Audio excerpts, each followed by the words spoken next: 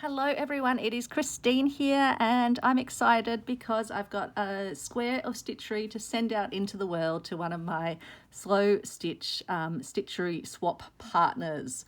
So if you've been watching my videos, you've probably heard about the great big little Stitcheryswap that is being hosted by the gorgeous Annie Claxton over at Arty Farty Annie. So this square of stitchery is going to be going out to Kerri. So Kerri sent me my first Stitcheryswap in the mail. So exciting, but I have to say I don't think the excitement is going to wear out. It's certainly not wearing out for Annie, and it hasn't worn out for me so far. It's just such a thrill to receive something that is so creative and handmade and specially made for you by people that share the same passion for this art form, for this craft, for this slow stitch world. It is such a special thing. Now, when I was opening up Kerri's package on video, I didn't want to read out her letter then and there, because I didn't want to sort of disclose if there was anything that she'd included in the letter that wasn't sort of for general consumption. But having read the letter now, I did want to tell you a little bit about Kerri, because it will also explain some of the things that I have included in this piece. So Kerri lives in another part of Victoria, quite a ways away from me, but within the same state. And in her letter, she tells me how she teaches slow stitch to a group of lovely ladies every Tuesday afternoon. And she says, we have such a special time together, chatting, laughing, sharing, along with a cuppa, of course. And that just makes my heart so happy, because it's kind of that, it's something that I would love to have as a forum, as a place to go with other kindred spirits. But I've kind of found that online, and maybe one day I'll find my own, in real life, sort of, not in real life, because this is real life, in a direct sort of sense, to have my stitching community. But I feel like I've found it in all of you who I've connected with through this channel and through the associated sort of places where we chat. And so Kerri in her letter says it's such fun to see these ladies growing and adapting to slow stitch and extending way past the square.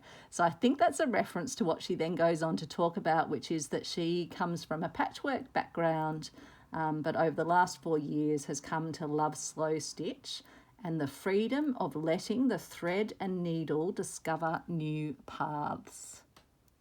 What an amazing description of it. The freedom of letting the thread and needle discover new paths. I just love that turn of phrase, and I'm thinking I'm going to have to somehow stitch it into this treasury of stitchy friendships and inspiration. I don't know what it's going to be called yet, but it's going to have a lot of beauty in it, and I want to be adding bits and pieces to it. And I'm planning to include the letters, probably actually as pockets, but a bit like Annie, I love seeing the backs of work, so I'm just contemplating how I can achieve that purpose.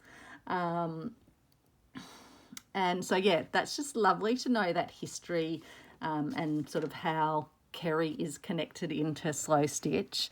And I had that when I was then picking out and creating the pieces for her square of stitchery, because I started this after I got her square. I'm madly working away on all my slow stitch pieces one by one, and then as I'm receiving, I'm making sure I kind of add those ones to my to be completed list. I'll do my very best to keep up with them as they come in, but apologies if I get a little bit behind. I will meet that end of August deadline, but I'm working as fast as I can while still keeping it slow stitch and still keeping it really mindful and really thinking through each of the pieces.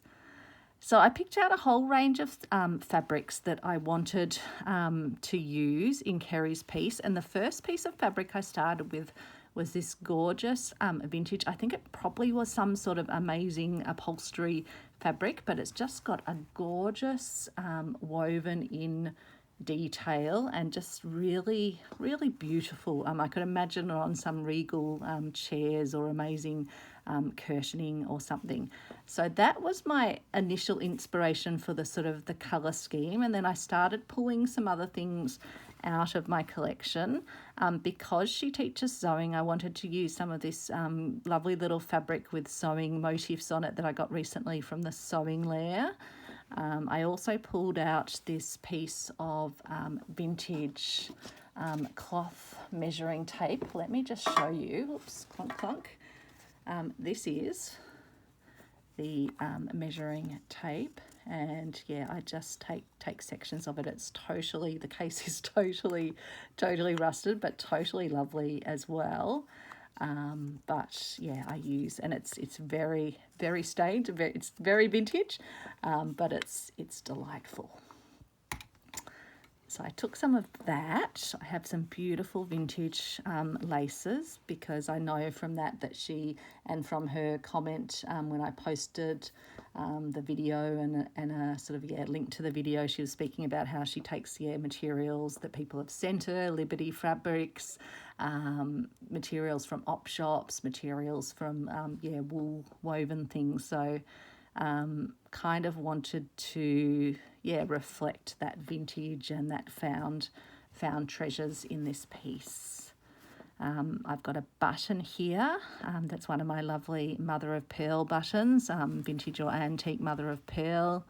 I just love how handcrafted they are. I had this little, would have been like a label, but it's part of a Kathy Holden printed fabric. And so I've cut this piece out and stitched Kerri onto it, and then I've stitched all around it. There's a little bit of thread hiding there. And that's all stitched down, and I used it combined with some other fabrics that I picked out to coordinate to make a pocket. So the pocket extends down here across the bottom, and a pouch, and so I folded this bit over just to give it a bit of interesting shape. And then when I got all my bits and pieces together and thought about what I wanted to include, I had this little heart motif, I had a hexagon, and I had a little like a playing card, but essentially a cloth playing card. And there was no way I was going to be able to fit all of this in my square. And so I was like, what do I do? And that's when I thought, let's make this into a pocket, and let's put the little treasures of stitchery, almost like little practice pieces that you might do in a stitchery class. So that was kind of the idea behind it. This could be like the little stitchery pouch that Kerri takes along to her slow stitch class with the ladies, little demonstration pieces. So that was kind of the inspiration for it, giving her a little stitchery project bag, but in the form of a square. So let me gradually take the bits out and show you. So I've made, using my favourite little Epiflex flexible reusable hexagon templates, I've made a little flower here. Again, just picking out fabrics that, had some of the colours that I was incorporating in the piece, and this was one that had like a little patchwork design. So that's a reference back to Kerri's patchworking history, as well as indeed the hexagons, because that's a very common way that the quilts are made. Obviously, often with much larger hexagons. I wouldn't want to try and make a quilt with these such small ones. You'd be at it forever, I think. And then I was thinking, how do I kind of make it a piece that's standalone? And that's when I had the idea to back it to a piece of very flexible interfacing.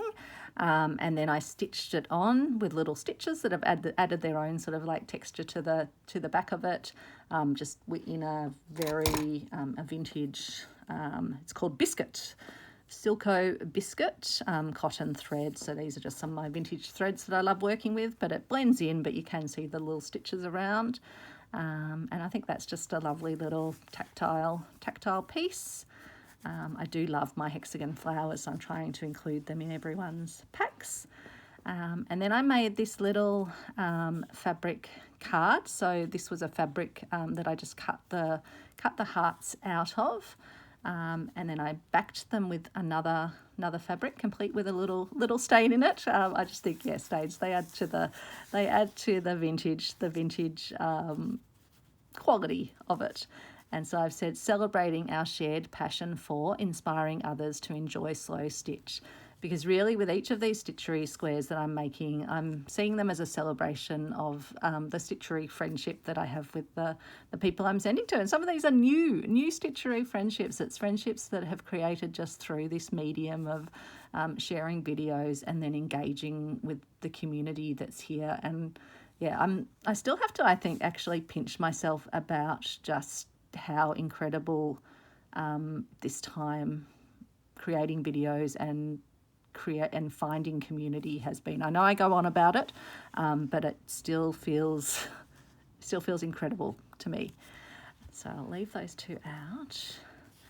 And then this is the little slow stitch playing card. So again, this came off that Kathy Holden fabric, and I just thought it was beautiful. I do love birds and I love doing thread painting. And so I've just done really small thread painting on both the birds. So just tiny little stitches for the feathers, little eye, little beak, and then, yeah, tiny small stitches and then some larger ones for the more sort of winged sections. And then it's got the outline around it because I needed to stitch the two cards. Again, I used a little bit of the flexible interfacing because I just wanted to give it a bit of texture but not have it. I still want it to be obviously, yeah, bendable. And then on the back, it's got the sort of playing card design, but I've added one of my little stamps, which I just have a box of stamps on fabric. It's a beautiful little filigree heart design. And then I've just done some stitching where I sort of unevenly took it from around the shape of the heart and then just took it out to where the ring was. And I really like that effect. I'm going to have to remember that one myself. And then I've added some of my vintage laundry labels, the French laundry labels. So I've got Love CO, which I'm using on all my pieces if I can fit it in. So CO being my initials. So that's my way of signing my pieces. So that's the components inside. And then, yeah, I've got my little pouch with some more of that fabric on the inside. And then, yeah, just this gorgeous vintage antique fabric, which is lovely. And, yeah, the lace stitched down along the top, but I've left it flappy. In fact, I actually think I stitched it backwards because I think this might be sometimes I struggle with the laces. I think this might be the front part of the lace, but I don't think it matters at all. I think that's the charm of stitching. And then I've just got a little part of a cut-out doily from a dismembered doily down there. And so I was thinking, do I need to attach these in? But I think they actually fit quite firmly and quite safely within here. I guess if it was to be used added into a quilt or something, it might need some changes. These might even need to be stitched around. I'm not sure.